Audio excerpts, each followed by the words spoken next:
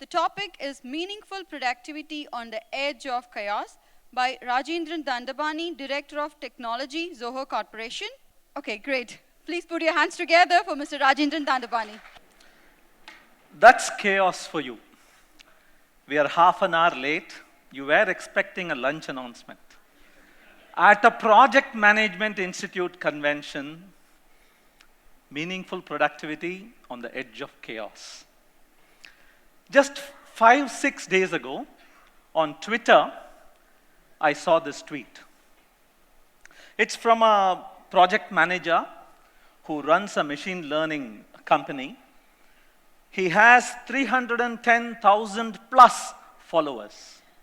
And this particular tweet, late in the evening, took 1.9 million views.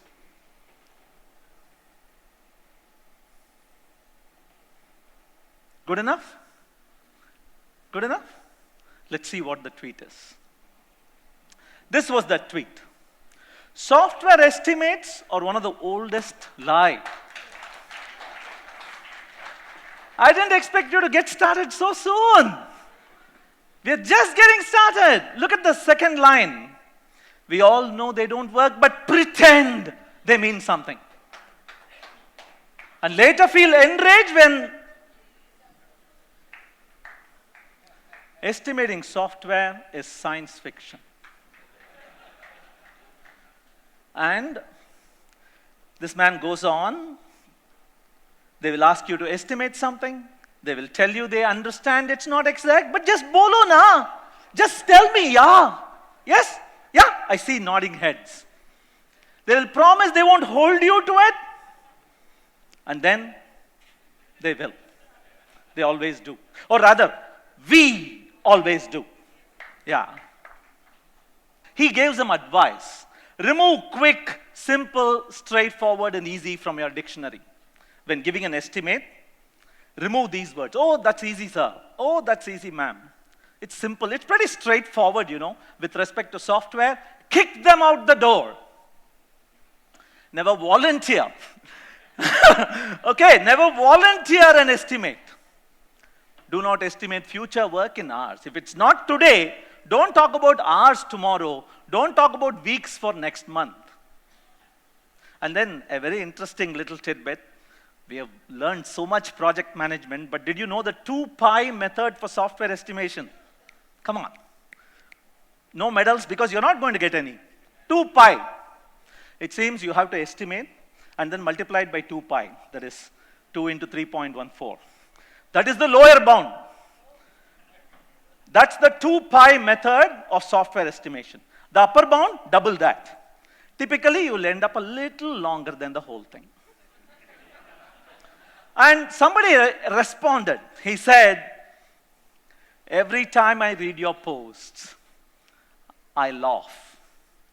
And then I cry. Because this is my life. I took 3-4 minutes today of your time to drive home a point. I'm happy they delayed my talk by half an hour because it gave us the platform to even talk about it.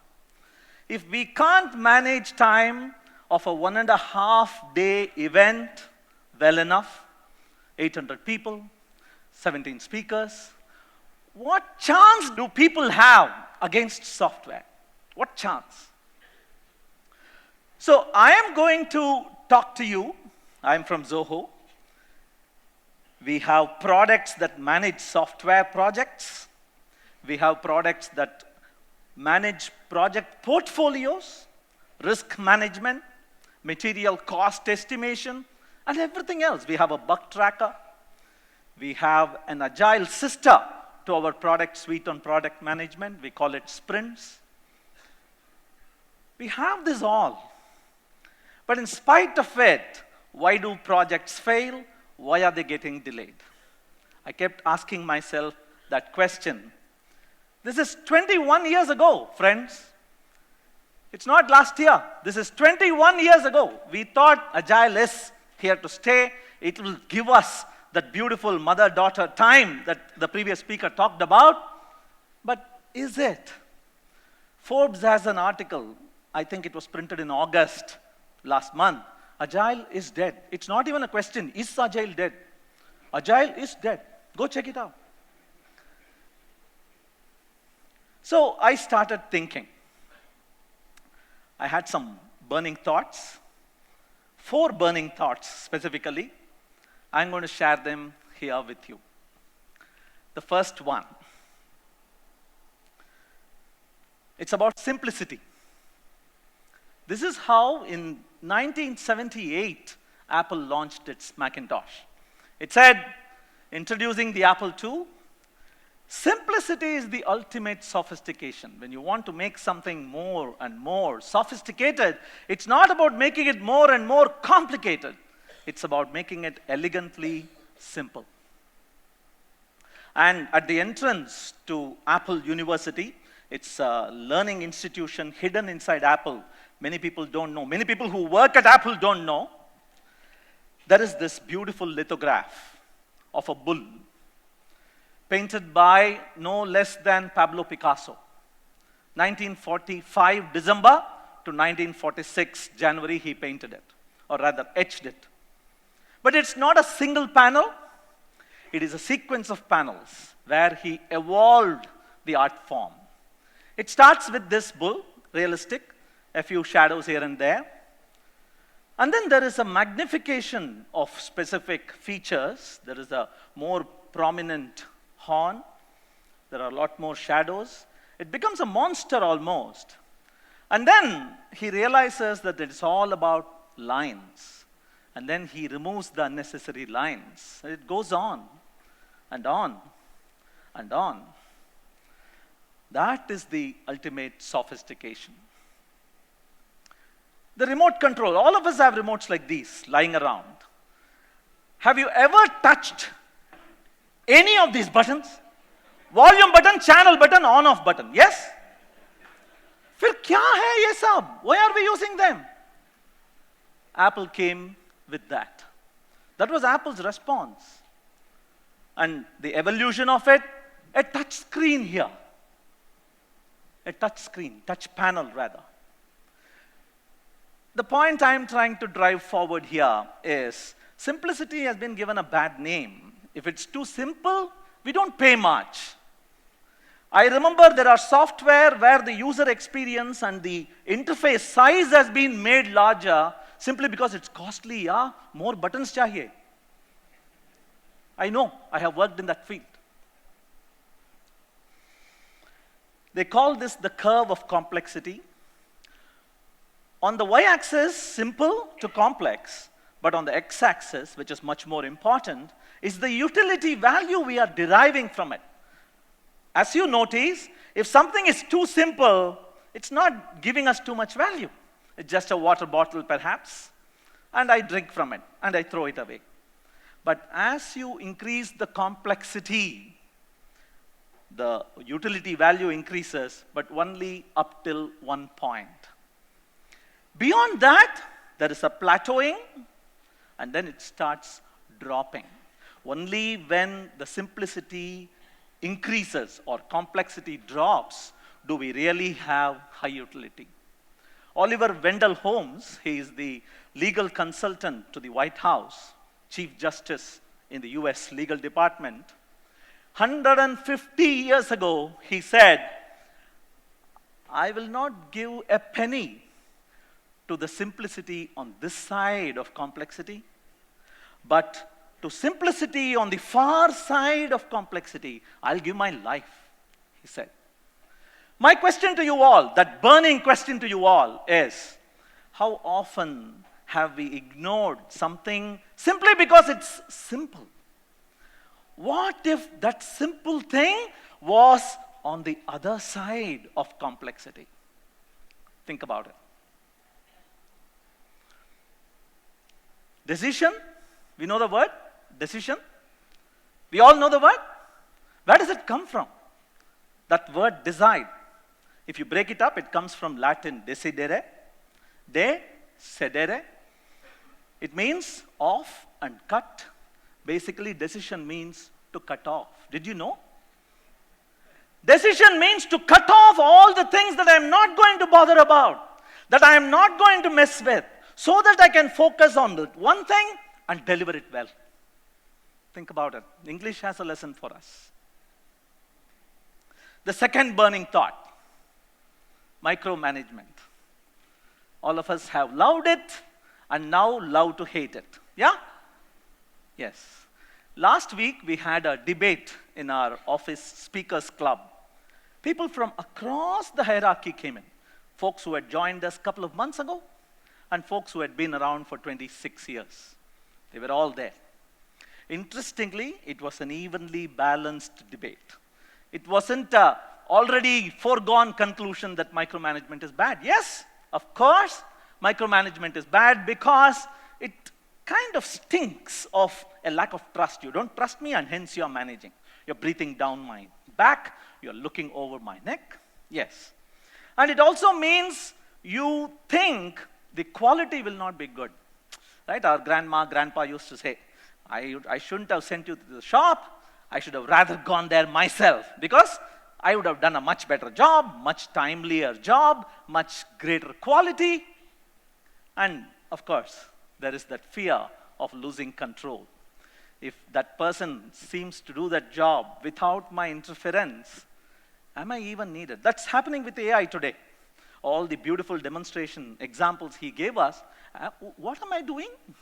Am I in the picture at all? Am I running alongside the horse? But my answer to those is, if you are going to depend on people for quality issues, you're already out of the game. It should not be people-driven, it should be process-driven. That's the whole dictum of project management. If you're going to fear losing control, you're already late to the game. Control to chala gaya already. You don't have, what do you think? You mean you have control? Like our previous speaker asked, are you married? What control are you talking about? Yeah? That's the point. And micromanagement also scored well when these points came up. Is it a learning environment?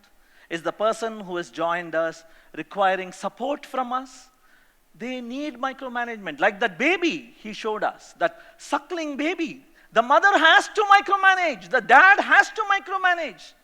Very important. And when you are in mission critical environments, there is a doctor who is going to speak after us later in the evening. Of course, you have to manage the people who manage the people who manage the people who manage the patient. Micromanagement is important there. And I think the verdict of the person in the stage in that speaking debate, the final verdict was, if the person who is being managed and the person who is managing have performed a kind of a dating environment, they have understood what the other person wants, and then they have committed to that relationship, whatever works for them, chuna mat, just leave them be. It may be a micromanagement relationship. It may be a I will manage by just observing relationship, but let that be. Do not mess with it. Do not have organization-wide policies on how teams should be run, how work should happen, because mentoring requires micromanagement sometimes. So that's the second bad word that I want you to reconsider. The first one was simplicity. Let's look at the third word. The third word is procrastination. Comes from a Greek villain. He's not a hero, he's a villain. He's a sculptor, he's an ironsmith, he's a hotel owner in the top of a hill, lonely hill, surrounded by jungle. Whenever people came, they saw that little lamp glowing in the top of the hill, and they struggled up because they thought there'll be food. And there was food. Procrastus fed them well, gave them an amazing welcome. And late at night, he even provided them a bed. It's called the Procrustean bed. The problem with that bed was, he was a stickler for perfection. And whenever a person too tall in that bed happened by, he chopped their legs off. And whenever a person too short came by, he stretched them. Oh, seriously, go look up the word and its meaning and its origin. This is the story. Procrastus, he got a nickname, Procrastus the stretcher. And that's the reason we even have that word, procrastination. To procrastinate means to delay until the last moment, right? All of us who did exams at school, we procrastinated till the last working day and then crammed, yeah? We were given a very bad name for procrastinating. I'm asking you, please reconsider. Because Google asks us to reconsider. I search for benefits, and it gives me 5 million results. Shall we look at a few? If that caveman rushes out at the sound of the first animal, or some commotion somewhere, he'll typically die. It is this guy who waits and watches. It is that guy who has already done that mistake and is now waiting for somebody else to do it and waiting for a striking option who will live. And hence, we aren't from this guy, we are from this guy. We were born. Davis, good outlet Basketball. pass to LeBron. Here he goes. Back pass to Danny Green. Oh, my and goodness. he scores it. What a pass by LeBron. Woo! Rebound and initiate the offense and make a play. Oh, what a pass. Did you see that? James over the head with the left hand of the court. Did you see that? That is procrastination. Delaying the decision almost past that last moment. Here is one more game you might like better. He said, oh, don't you love that? The first one of the night. Thank you very much. A reverse hand swatted six over wide mid-off from wide of leg stump. Well, Ravi Ashwin is entitled to shake his head, scratch his head, not know what's just happened. He's a left-hander, he ran in to bowl that. He bowled wide of leg, really, and he switched. He's become a right-hander, nailed it. He has hit that pure. If he can hit Ashwin that comes in so thinking... pure right-hand, why doesn't he just stand there right-handed now? That is incredible. Ashwin comes in thinking he's bowling to a left-hander. The ball has already left the arm. It can't change direction. And at that moment, our man changes into a right-hander. And see what happened. Chess, Prajnananda. There is a beautiful concept in chess called zugzwang. Zugzwang happens very rarely in a chess game. But zugzwang is when, in a turn-based game, you lose simply because it is your turn. You get it? Let it sink in. Typically, in a turn-based game, if it's your turn, you have the advantage. But in chess, in this particular move, if it is black to play, it's going to lose. If it's white to play, white is going to lose. Think about it. Procrastination. Procrastination even in war. This is from a movie called Braveheart. Mel Gibson.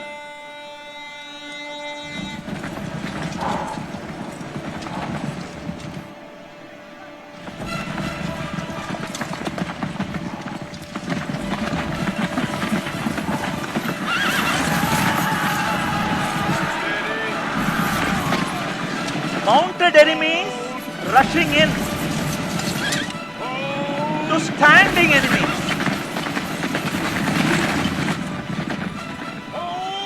Hold.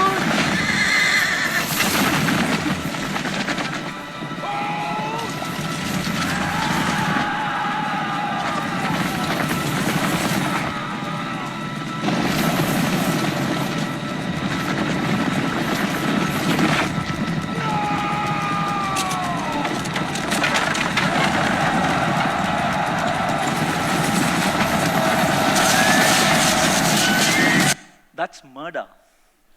But that happened against mounted enemies because procrastination almost past the point of no return. Oh, after war, let's come to Shant. Yeah. This is Ramana Maharishi, very famous saint in South India. And when people asked him, give us a few words, just 2 words, I am having so much happening in my mind. How do I plan for the future? How do I pursue this path? What should I leave? What should I take? Please, summa iru. That's what he said. Some of you who follow him will know.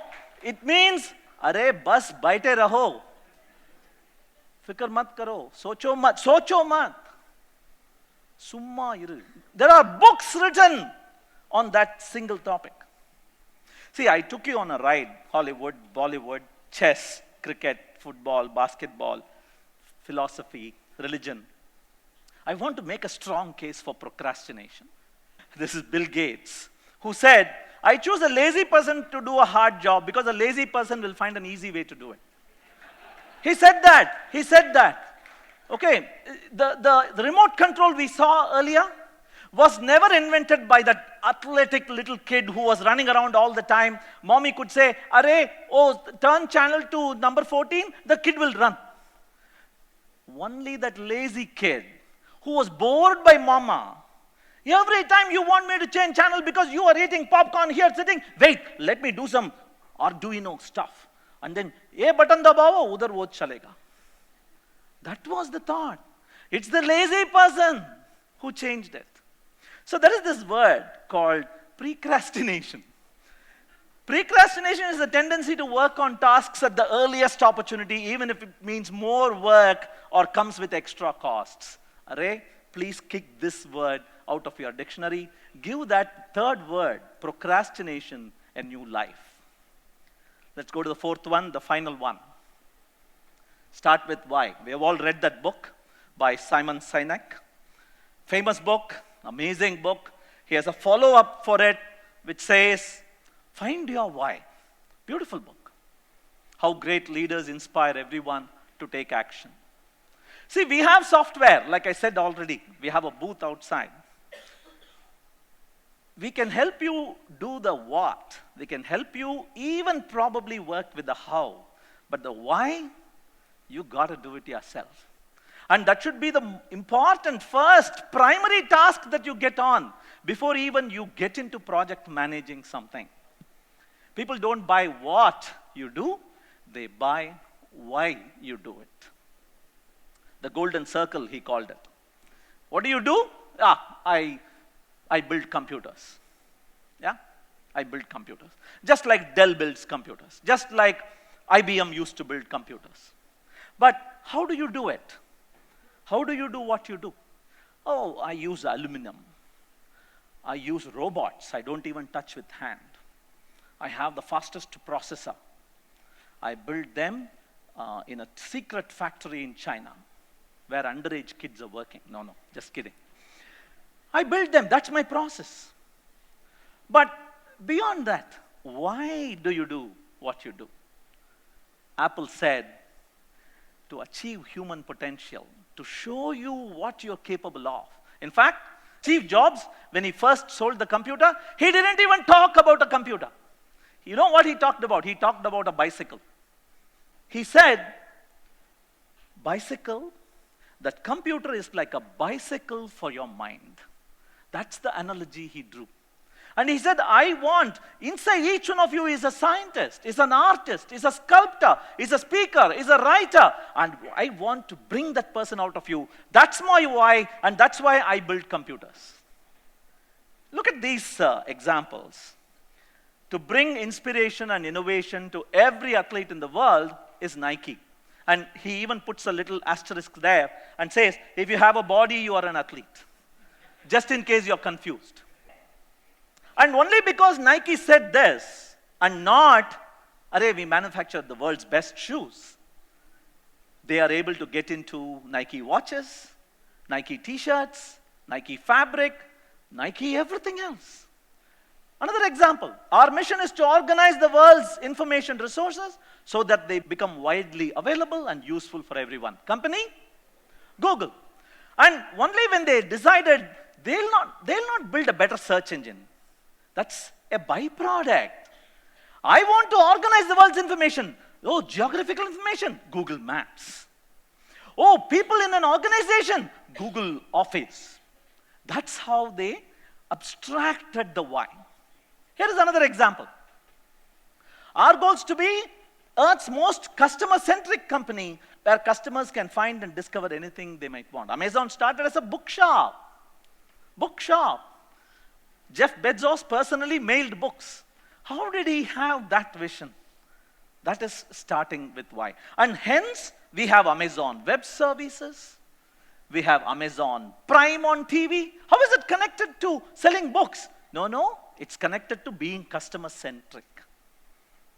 Copying. It's very easy to copy the what. In fact, service now. Oh, UX maine dekha. I am going to copy some buttons. Very easy. Okay, that little curve she had, I'm going to copy that in my software. It's so easy to copy the what. All I have to do is, if you have an amazing idli making service in your restaurant, I will send people regularly to your restaurant. Find out what the radius is before I eat it. Find out what the taste is, how many chemicals, what. I can copy it. But what about the how? Oh, I can probably send you a spy. I can make a person work in your company, understand what your CEO says, and I can do that. Send a person into your factory. But imagine copying the why. I need to get into your mind. I need to do that. It's otherwise impossible to copy the why. So if you as a project manager can distill the why and be a good communicator so that it reaches the length and breadth and depth of your organization. If you can make that message reach every person who is working with you, not just people in your company, vendors, partners, customers. I told you about Apple. I praised Apple, didn't I? Do you think Tim Cook paid me? I am just a vociferous fan for that company because I have adopted his why, Apple's why, and I am spreading the word for free marketing. If you can do that, I think project management may not be needed. They will surprise us to hell and back.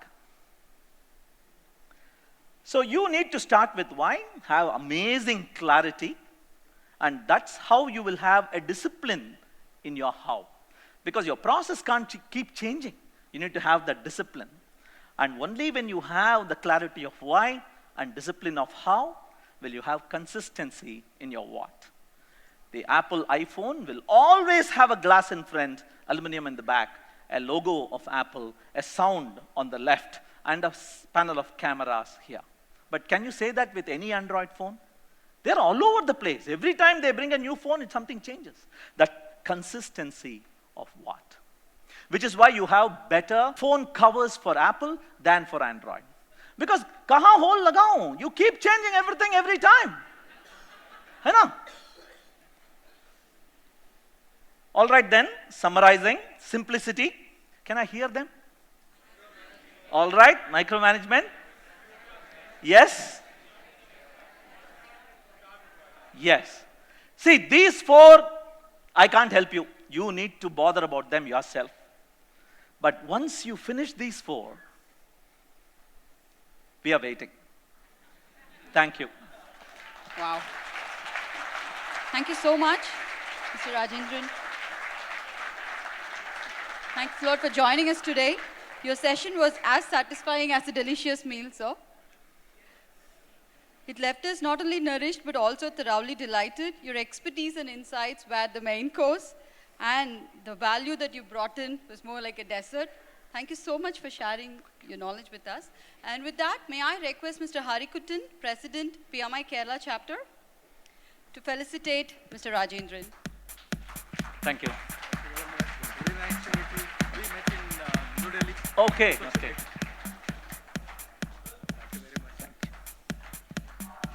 Ladies and gentlemen, please give a big round of applause to Mr. Rajendran for the fantabulous session.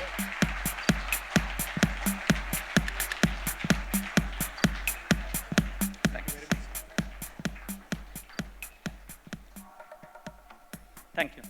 Thank you so much.